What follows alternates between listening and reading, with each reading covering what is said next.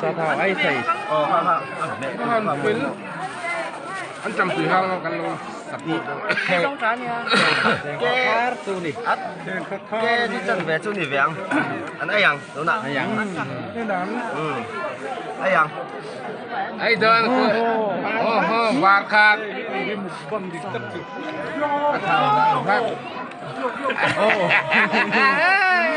lỡ bò lệ bar mía mía thảo mò hay nghe rồi kèn thật là tiền cần ta chuẩn bị lúc cũng sạch rồi nha cái bản đạo luôn nha bán về ăn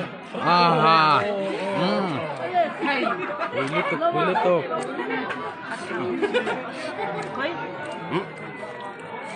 tục không thật thì ăn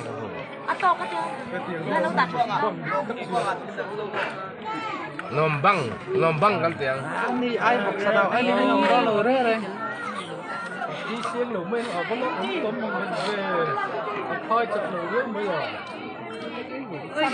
học được tụt mấy nó mà nó là cái tụt trốn trốn co đi lệ đơn ơi đi lệ đơn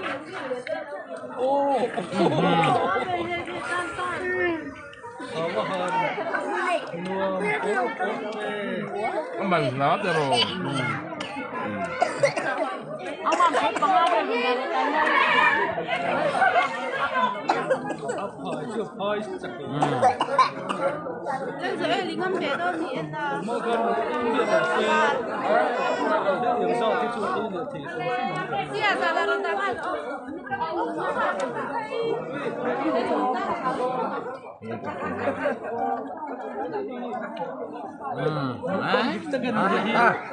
cả mười thế thì các sói thịt tuy lâu giàu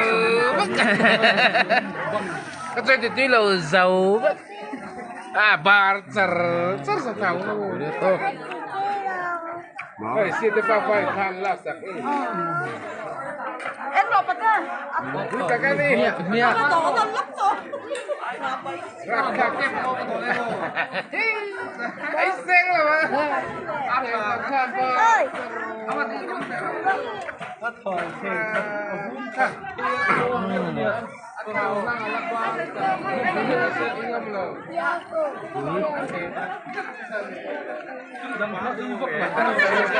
ấy giấu tiền em mà ấy giấu tiền lắm mà bạn pro thật êm đúng không lẩu bar đấy ăn bar mía nih ya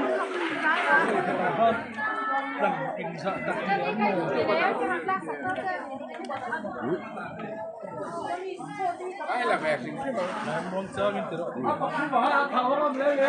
ngâm char ta la bar char hay keng khat thar phu ni na bar khát khabar sa thảo bar chon asang cha sa khi bar rồi chứ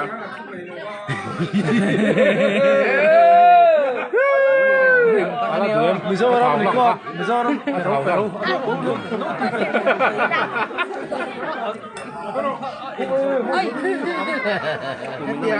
của mình là người ta trên đi lấy mấy đơn kalah mulur reng thau bar mình đâu mà học sạch thảo ngon cái gì sạch cái thì chỉ cho chút đó thảo thì bar về này nè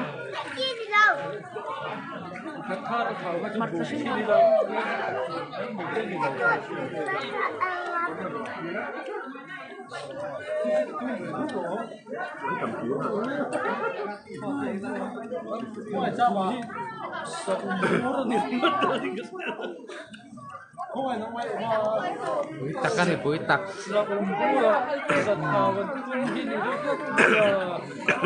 bara han bar ta cho ăn tiền dùng không thấy được không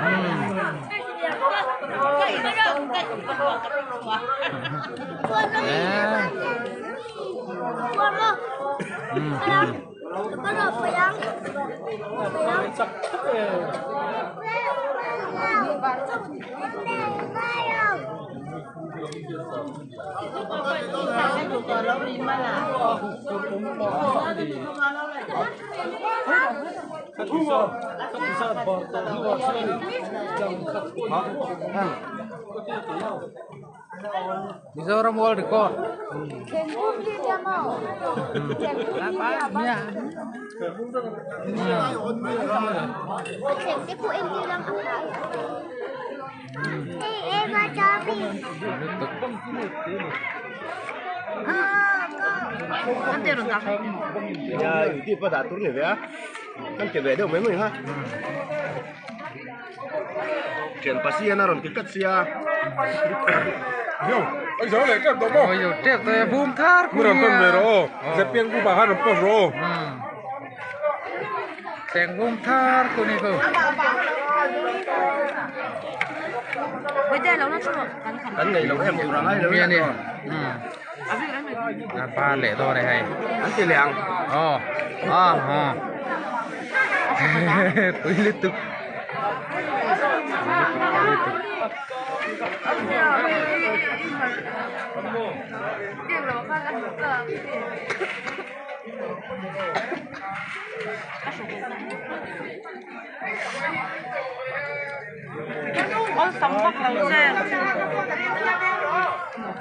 Các bạn hiểu đó. Lúc còn con tao còn Anh em cháu nó em có cái sức thôi. Dạ. Anh em cháu nó em ấy. Ác thảo cái dịp nhị về seng boom thar ra izo nè. Thảo chia. Thảo chia Bữa nào mạc pa kan lâu đủ sắc cắn. Mabay sa naman.